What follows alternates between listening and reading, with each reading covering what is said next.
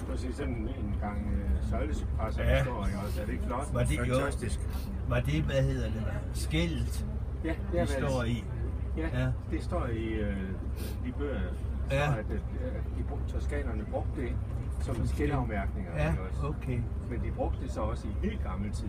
Ja. Der brugte de det skibsmaster. Skibsmaster, det kunne man godt forestille sig, det de kunne man går godt direkte lige op. Ja, Der er ikke meget krumning i dem. store og kraftige, ikke også? Ja, De kan jo tåle til, der kommer jo samtidig nogle uvejr hernede. ja, udenlige, og ikke det også? kan de jo stå med. Så skal de jo... Ja. Ej, de er flotte. Og de er jo ret tykke alligevel, nogle af dem. Det er de. Ja, Også det flotte mor. ja.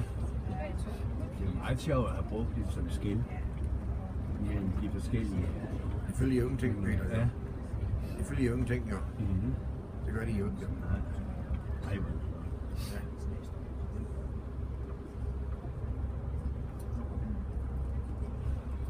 Men sikkert arbejde. Ja, mundtligt. At lave alle disse veje Ja.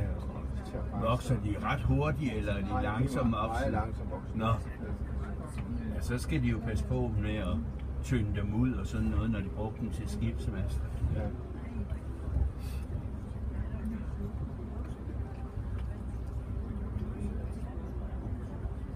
Og så har de selvfølgelig sædertræer også. Ja, ja. Det er også klassisk. Ja.